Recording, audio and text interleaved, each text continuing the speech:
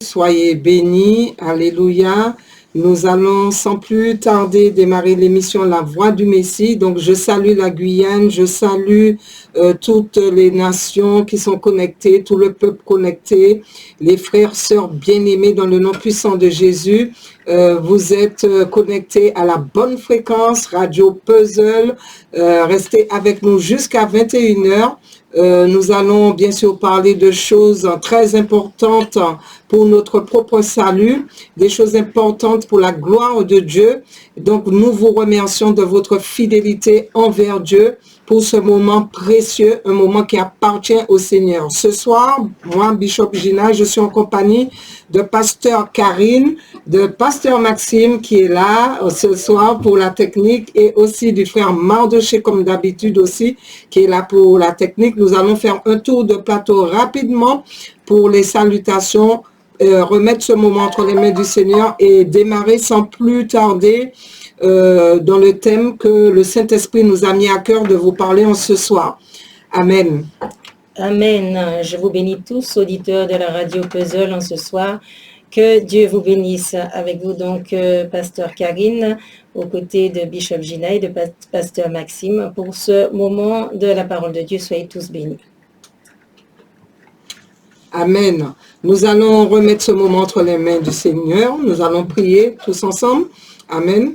Amen. Éternel roi des rois, nous te bénissons pour ce moment glorieux, pour ce moment merveilleux, Seigneur mon Dieu, Père éternel, ce moment précieux, parce que Seigneur mon Dieu, c'est un moment dans ta présence, Seigneur, où tu vas encore parler à ton peuple, tu vas préparer ton peuple, tu vas, Seigneur mon Dieu, te révéler, Seigneur mon Dieu, à tous ceux qui en ont besoin, Père, tu vas convaincre, et nous voulons véritablement te remettre ce moment entre tes mains et te prions de prendre le contrôle du début jusqu'à la fin de ce moment dans le nom puissant de Jésus. Nous te remercions encore, Seigneur mon Dieu, pour cette journée. Nous te demandons pardon. Sans doute, nous avons péché, Seigneur mon Dieu, contre toi.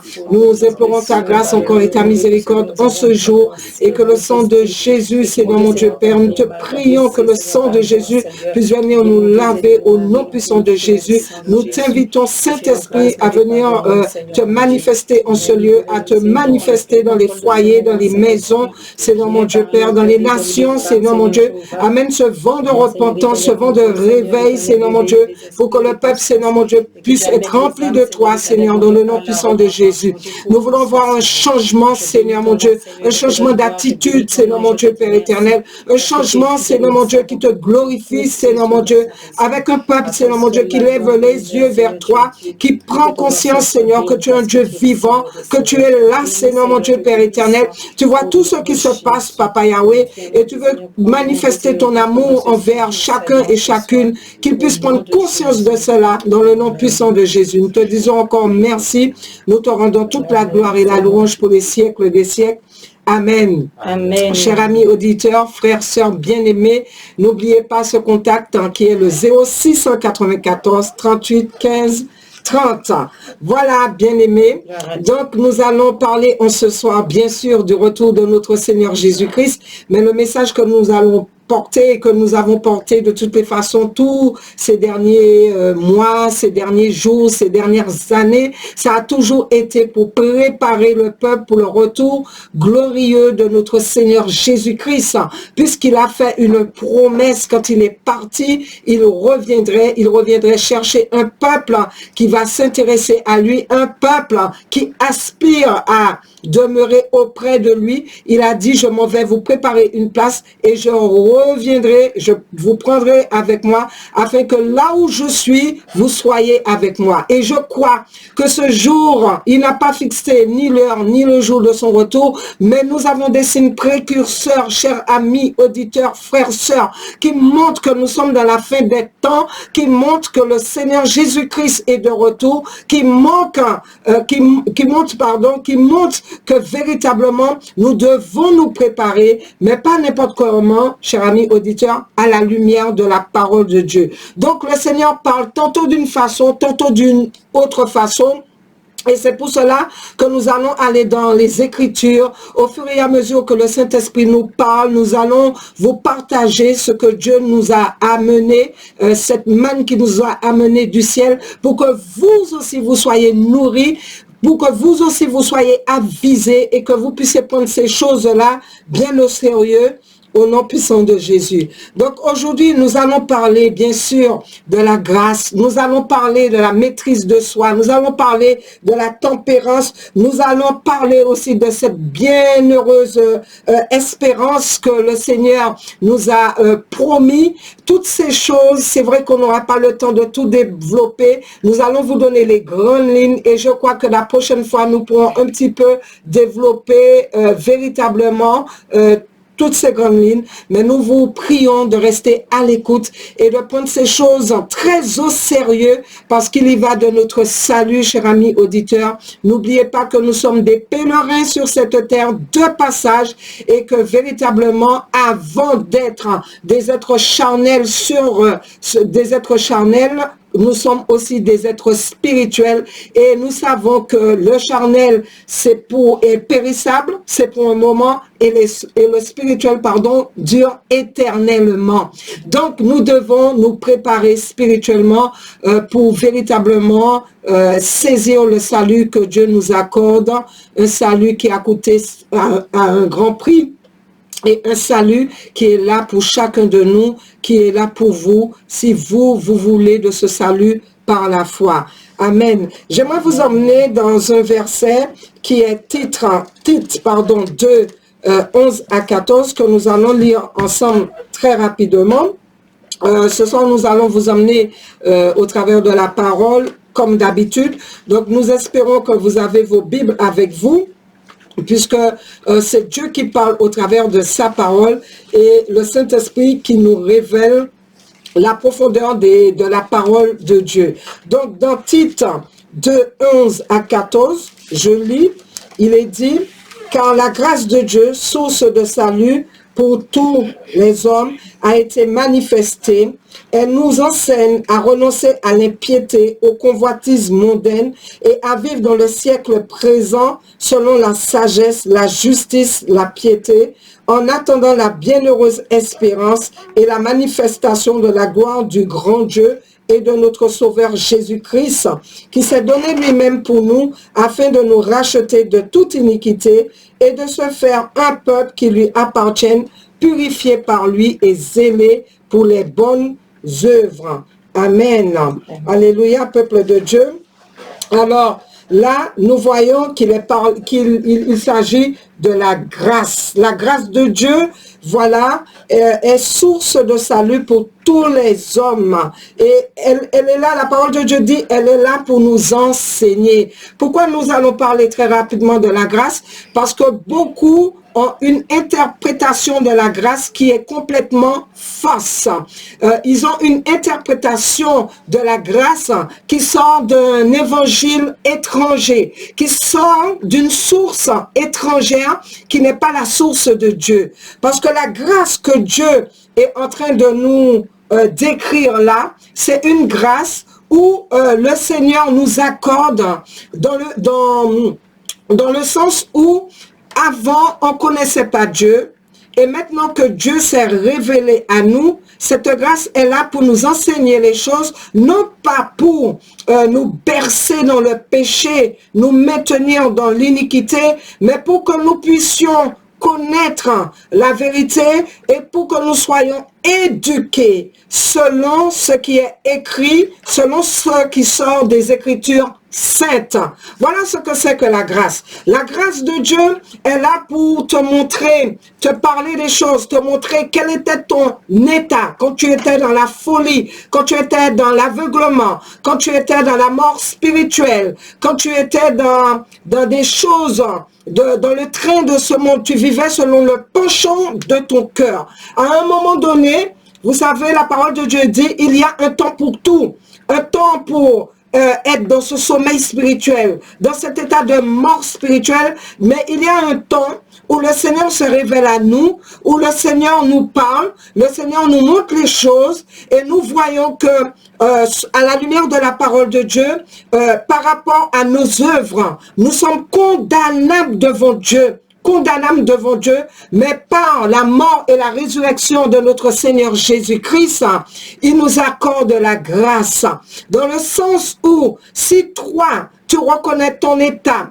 tu vois que tu es pécheur, que tu as besoin de sauveur, tu as besoin d'un avocat, tu as besoin de quelqu'un qui défende ta cause, tu reconnais que tu es condamnable et que par la grâce de Dieu, le Seigneur te dit qu'il ne tient pas compte du temps de ton ignorance. Amen. Voilà la grâce. Dieu ne tient pas compte du temps de ton ignorance, mais ce qu'il veut, c'est que tu aies à te repentir et que tu puisses te positionner sur le chemin qu'il a tracé, le chemin d'Ésaïe 35:8, le chemin de la sanctification. C'est ça la grâce. Mais il y a une grâce qui est complètement fausse, détournée, qui est complètement dans l'apostasie, où les gens pensent que comme il y a une grâce de Dieu, ils peuvent, et puis ils ont confessé le Seigneur Jésus-Christ de leur bouche, ils peuvent aller exercer le péché,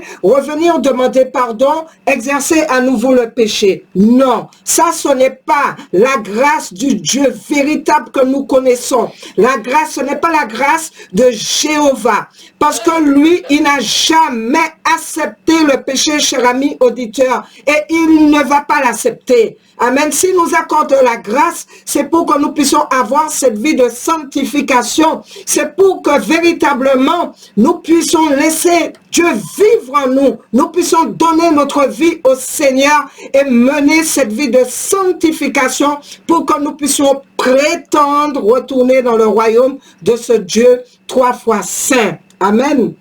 Donc, voilà, il est dit aussi dans Romains 6, 23, le salaire du péché, c'est la mort. Cher ami auditeur, c'est écrit, c'est gravé. Le salaire du péché, c'est la mort. Donc, la grâce ne peut pas soutirer le péché, puisque le salaire du péché, c'est la mort. Et c'est justement pour cela, des fois quand nous parlons de la nouvelle naissance, de cette nouvelle naissance que le Seigneur nous accorde, c'est une naissance, cher ami auditeur, qui est spirituelle. Ce n'est pas une naissance qui est de vouloir d'un homme et d'une femme, d'un couple marié, un enfant qui arrive.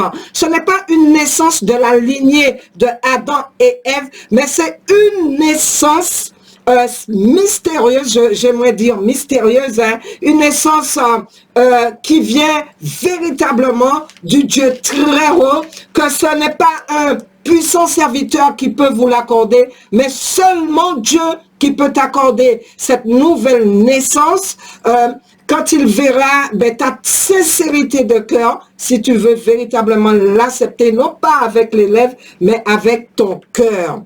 Donc, personne ne peut ne peut prétendre demeurer sans faille devant le jugement de Dieu, si ce n'est que la grâce de Dieu qui est manifestée dans nos vies. Voilà l'amour de Dieu, le miracle que Dieu nous accorde par rapport à cette grâce. La grâce de Dieu nous est accordée, bien sûr, pour notre salut, cher ami auditeur, pour que nous puissions échapper à la damnation éternelle. Elle peut aussi correspondre, la grâce de Dieu nous accorde le pardon de Dieu, comme j'ai dit tout à l'heure. Cela nous accorde le pardon de Dieu, l'amour de Dieu, nous voyons au travers de la grâce, l'amour de Dieu. Et nous voyons aussi ce Dieu d'amour, ce qu'il veut. Il veut un peuple qui se réconcilie avec lui. C'est-à-dire que, cher ami auditeur, le Seigneur, depuis dans le jardin d'Éden, s'il n'avait pas cet amour, cette grâce, il aurait déjà pu, depuis que Adam et Ève, ils ont péché, il aurait pu les exterminer, il aurait pu les tuer carrément, cher ami auditeur. Mais par sa grâce, si vous allez dans Genèse, il a dû faire le premier sacrifice pour couvrir la nudité de Adam et Ève. C'était une forme de grâce, cher ami auditeur. Voilà la grâce de Dieu. La grâce de Dieu est là pour te dire, pour te montrer les choses, pour comme cette femme adultère, et dire, regarde, pendant que les autres sont en train de te condamner, moi je te dis, va. mais ne pêche plus. Voilà, c'est ça la grâce. Mais comme je dis, il y a un faux Jésus qui est là. Il y a un faux Dieu qui est là et qui est en train d'enseigner l'apostasie et d'entraîner un bon nombre sur le chemin large, le chemin de la perdition, d'égarement, un chemin ténébreux où beaucoup pensent que parce qu'il y a la grâce de Dieu, on pêche et ils se disent que nous, comme nous sommes en Christ, il n'y a plus de condamnation pour ceux qui sont en Christ. Chers amis auditeurs, être en Christ, c'est vivre une vie de sanctification, c'est se séparer du péché, c'est s'éloigner du péché, c'est vivre selon les Écritures. C'est ça, être en Christ. C'est pour cela que nous devons revenir au véritable évangile, observer la parole de Dieu et vivre la parole de Dieu. Amen. Je pourrais vous emmener aussi dans un autre verset qui est dans Éphésiens 2, qui est Éphésiens chapitre 2, 1 à 9, où il est dit: vous qui étiez morts par vos offenses et par vos péchés dans lesquels vous marchiez autrefois, selon le train de ce monde, selon le prince de la puissance de l'air, de l'esprit qui agit maintenant dans les fils de la rébellion, nous tous aussi, nous étions dans leur nombre et nous vivions autrefois selon les convoitises de notre chair, accomplissant les volontés de la chair et de nos pensées, et nous étions par nature des enfants de colère comme les autres. Mais Dieu qui est riche en miséricorde, à cause du grand amour dont il nous a aimés, nous qui étions morts par nos offenses, nous a rendu la vie avec Jésus-Christ. C'est par la grâce que vous êtes sauvés. Il nous a ressuscités ensemble et nous a fait asseoir ensemble dans les lieux célestes en Jésus-Christ, afin de montrer dans les siècles à venir l'infinie richesse de sa grâce par sa bonté envers nous en Jésus-Christ.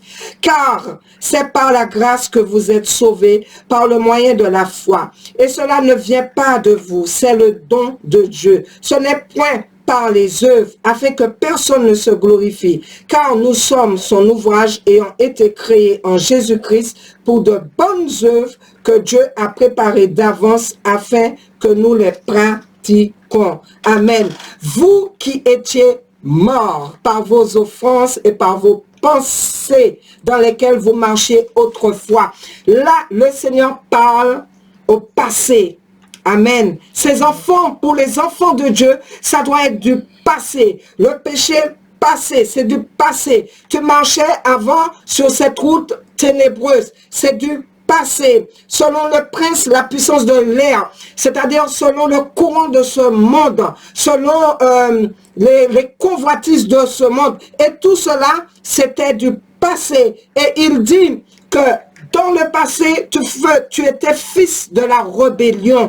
Tu étais fils de la rébellion. Mais maintenant, la parole de Dieu nous explique que puisque nous avons accepté le Seigneur Jésus-Christ comme notre sauveur personnel, amen, Dieu nous accorde, Dieu qui est riche en miséricorde, Dieu, de par son grand amour, il nous a aimés et il nous fait vivre avec Jésus-Christ et il nous dit que c'est par la grâce que nous sommes sauvés. Amen. Par la grâce que nous sommes sauvés. Pourquoi nous sommes sauvés? Parce qu'il y a tout un processus, chers amis auditeurs. Quand nous acceptons le Seigneur Jésus-Christ, nous passons par la nouvelle naissance. Il y a une transformation qui se fait. Cela veut dire que le Seigneur, il n'est pas venu réajuster notre personnalité. Il n'est pas venu arranger notre caractère. Il n'est pas venu retoucher telle chose. Mais il a amené une nouvelle naissance,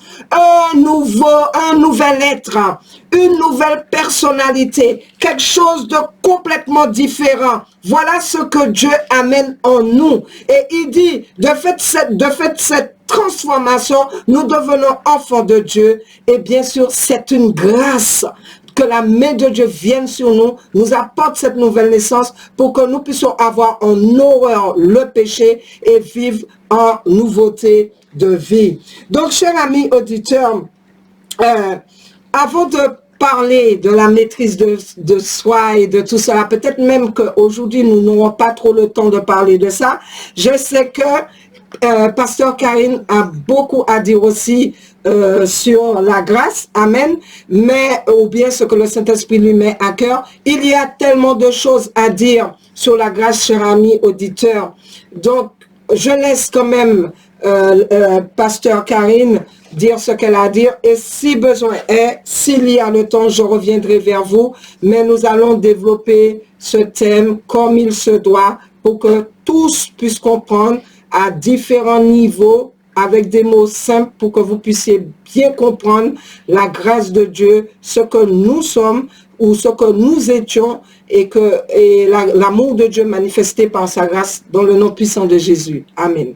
Amen, alléluia, gloire à Dieu, sois béni Bishop Gina. Amen. Effectivement, nous avons reçu la grâce du Seigneur et combien effectivement, eh bien, nous voyons que la grâce, elle est prise de façon bien légère, comme si la grâce de Dieu, c'est une grâce à bon marché. N'oublions pas, amis auditeurs, le prix que le Seigneur Jésus a payé et la souffrance par laquelle il est passé. Souvenons-nous, sa souffrance au jardin de Gethsémane, combien le Seigneur, eh bien, il a prié Dieu d'éloigner devant lui cette coupe, tellement le Seigneur savait que le passage aurait été terrible. Alors, voyez le prix que Jésus a payé afin qu'aujourd'hui, nous soyons appelés enfants de Dieu. La parole de Dieu nous dit dans l'épître de Paul aux Romains au chapitre 6, verset 4, nous avons donc été enseveli avec lui par le baptême en sa mort, afin que comme Christ est ressuscité des morts pour la gloire du Père, de même nous aussi nous marchions en nouveauté de vie. C'est pour qu'il y ait vraiment une nouveauté de vie. Dieu nous a sauvés, il nous a fait sortir du royaume de Satan pour passer dans son royaume de gloire. Et maintenant nous sommes de nouvelles créatures et toutes les choses anciennes, comme l'a dit tout à l'heure Bishop Gina, toutes les choses anciennes, elles sont passées, elles sont vraiment anciennes. Et aujourd'hui, la grâce de Dieu ne nous appelle donc pas à vivre dans le même standard que nous vivions autrefois, mais nous devons aujourd'hui nous laisser conduire par l'Esprit pour vivre non pas selon notre nature charnelle qui nous mène dans toutes sortes de péchés coupables, d'actions coupables, mais vivre selon l'Esprit, de nous laisser éclairer au travers de la parole de Dieu afin que nous puissions marcher selon l'Esprit et bénéficier de cette grâce salutaire que Dieu nous a donné. Et maintenant, nous allons prendre un passage dans l'évangile de Jean au chapitre 12, verset 24. S'il vous plaît, Jean, chapitre 12, verset 24.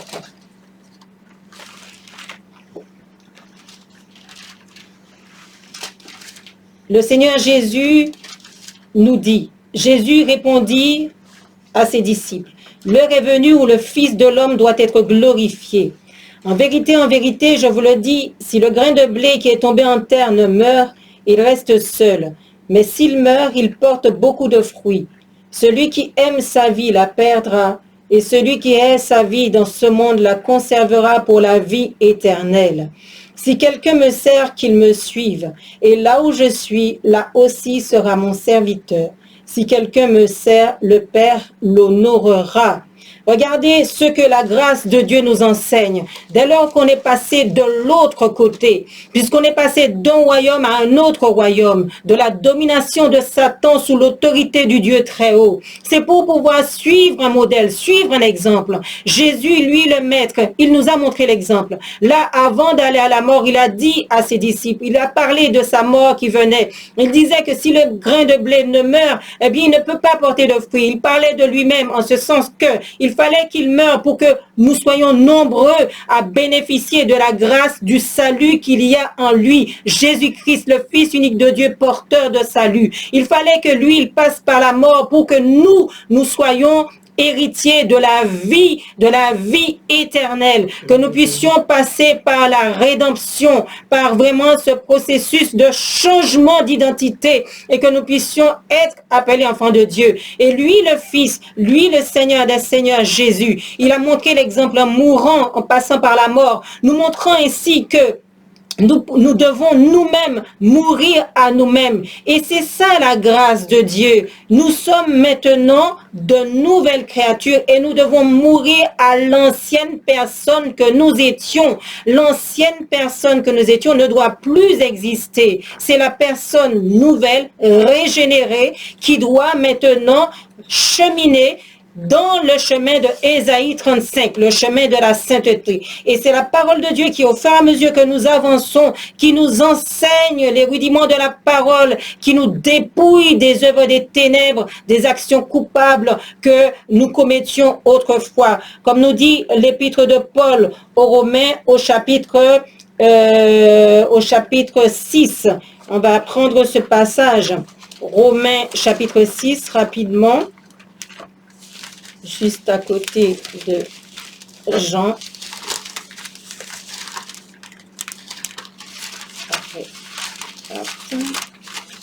Romains 6 et versets 20 et 22.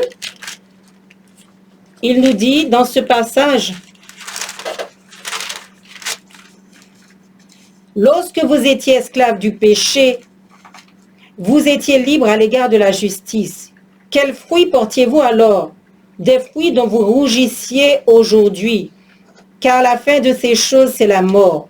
Mais maintenant, étant affranchis du péché et devenus esclaves de Dieu, vous avez pour fruit la sainteté et pour fin la vie éternelle. Voilà les choses que nous enseigne la grâce. La grâce ne nous enseigne pas de pécher encore en se disant que nous avons un Dieu longanime, lent à la colère, qui est riche en bonté, qui ne se lasse pas de pardonner. La grâce de Dieu nous enseigne de nous détourner. Bien sûr que Dieu pardonne aux pécheurs. Bien sûr que Jésus est mort afin de porter le pardon à celui qui se repent. Mais celui qui se repent et qui se détourne de ses péchés. Comme disait la sœur tout à l'heure, quand la femme a été surprise en flagrant délit d'adultère, eh bien, après, le Seigneur Jésus lui a dit, va et ne pêche plus. C'est-à-dire qu'on doit se détourner. La Bible te dit, les fruits que vous portiez et dont vous rougissez autrefois. C'est-à-dire que ces choses-là doivent susciter chez nous une honte, une horreur, et qu'on puisse vraiment avoir dans son cœur le désir de ne plus retourner dans ces choses. Sinon, on va être comme le chien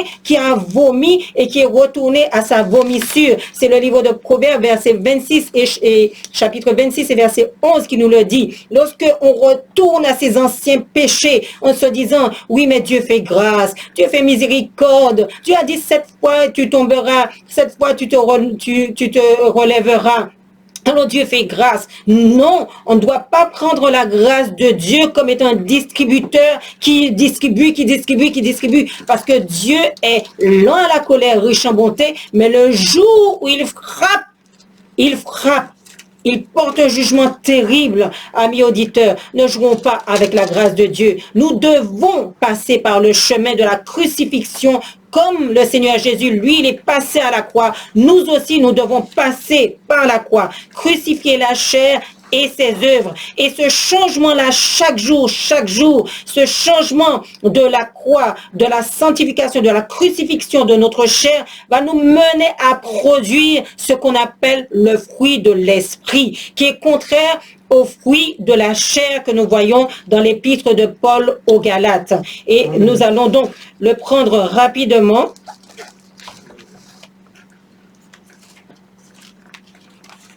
Galates chapitre 5.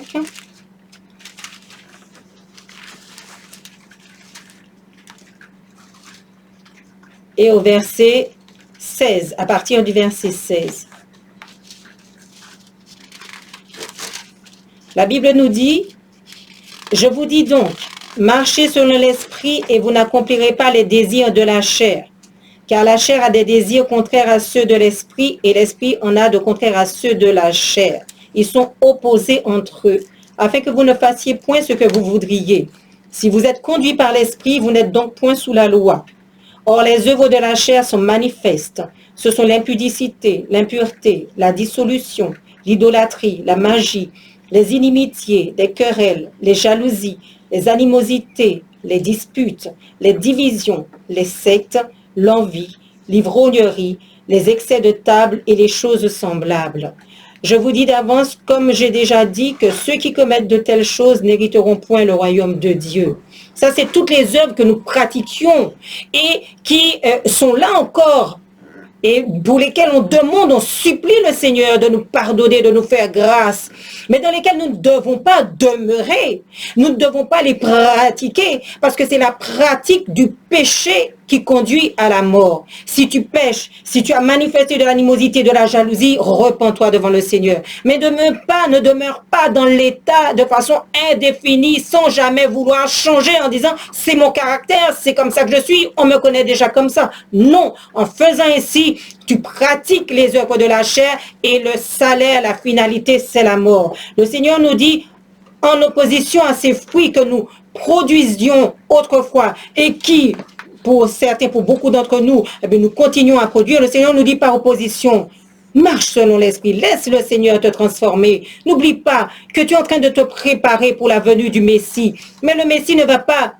épouser, ne va pas prendre pour épouse quelqu'un qui se conforte à marcher selon la chair. Il veut quelqu'un qui soit réellement renouvelé, c'est-à-dire qui se laisse mener, conduire, instruire, transformer par son Saint-Esprit. Et c'est pour cela qu'il nous enjoint à nous laisser transformer par son Saint-Esprit pour pouvoir produire le fruit de l'Esprit, c'est-à-dire l'amour, la joie, la paix, la patience, la bonté, la bienveillance, la fidélité, la douceur, la tempérance. Voilà les fruits que Dieu attend. Et particulièrement ce fruit-là qui est la maîtrise de soi, appelée la tempérance. Parce que quand tu crucifies la chair, eh bien cela fait appel à la tempérance. Cela fait appel à la maîtrise de soi. Cela te mène à produire ce fruit qui est si précieux. Parce que nous avons besoin de crucifier la chair. Et face à toutes les situations dans lesquelles nous pouvons être exposés, eh bien, vous allez voir que parmi tous ces fruits-là qui sont cités, la tempérance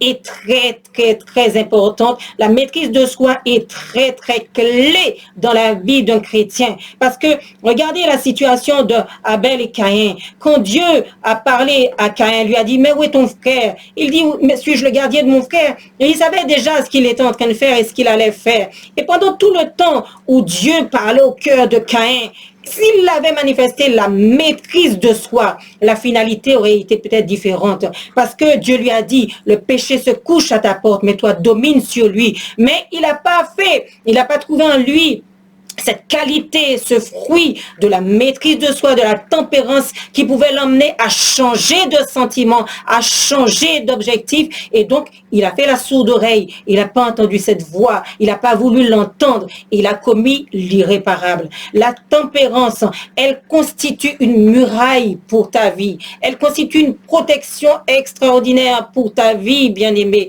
pour ta vie, auditeur de la radio Puzzle en ce soir. La maîtrise de soi, elle vient directement du Saint-Esprit. Et c'est elle, lorsque tu te trouves au péché, face au péché, quand tu es amorcé, c'est elle qui empêche que tu tombes dans la tentation. Parce que Dieu nous met face à la tentation. Nous sommes là, nous sommes face à la tentation. Il nous laisse le choix. Il nous laisse le choix. Il sait déjà, mais il te laisse le choix. Il te dit, choisis le bien. Il te donne tout ce qu'il faut par son esprit. Entre-temps, avant que tu n'arrives face à la chose, eh bien, il t'a déjà parlé, il t'a déjà souffleté des choses, il t'a déjà montré auparavant. Mais il attend de voir qu'est-ce que tu vas faire. Et la maîtrise de soi, voilà là un élément clé de la parole de Dieu, du fruit de l'esprit, qui doit te mener à ériger une barrière autour de toi et aussi à crucifier les désirs de la chair, à faire appel au sang de Jésus sur la croix et que ce sang-là, qu'il puisse venir te couvrir, que tu dises, non, je me rappelle ce que Jésus a accompli pour moi sur la croix. Je me rappelle qu'il a porté mes péchés. Je me rappelle que c'est à cause de ces choses qu'il est mort. C'est à cause de mes péchés. C'est à cause des adultères. C'est à cause des meurtres. C'est à cause des ivrogneries. C'est à cause des mensonges. Non, Seigneur, je suis face à ça, Seigneur éternel. Donne-moi la force de reculer. Donne-moi la force de me maîtriser, Seigneur. Donne-moi la force de dire non péché, parce que je me souviens du prix que Jésus a payé sur la croix. Et à ce moment-là, tu fais demi-tour et tu t'enfuis. Tu fais demi-tour, tu fais comme Joseph et tu t'enfuis. Et le Seigneur Jésus t'accorde sa grâce. Mais si tu dis, ami auditeur, que ça sera une seule fois, je vais pas faire 2 fois. C'est Dieu, Seigneur. Mais c'est toi-même, Seigneur, qui a dit que la chair est faible.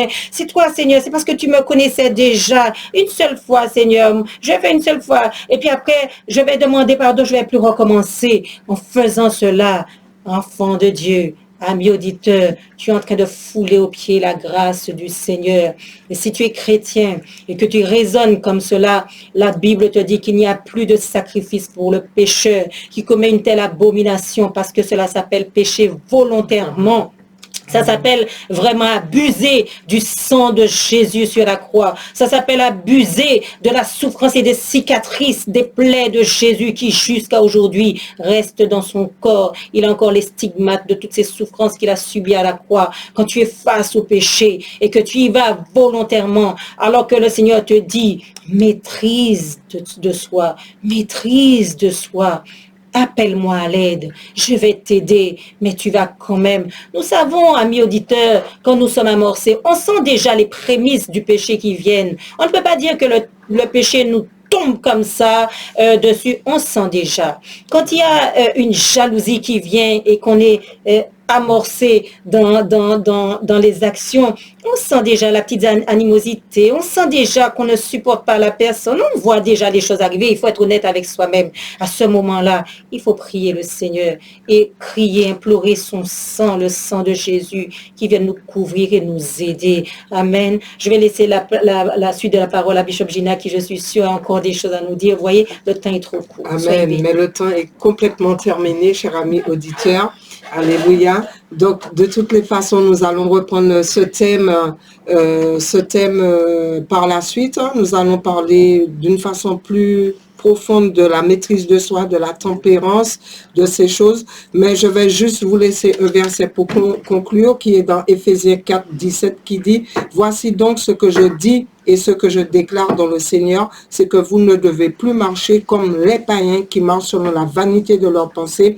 Ils ont l'intelligence obscurcie, ils sont étrangers à la vie de Dieu à cause de l'ignorance qui est en eux, à cause de l'endurcissement de leur cœur. Ayant perdu tout sentiment, ils se sont livrés à la dissolution pour commettre toute espèce d'impureté jointe à la cupidité. » Amen. Je vous laisse ceci. C'est pour vous encore vous faire entendre qu'en tant qu'enfants de Dieu, nous ne pouvons pas ressembler aux païens.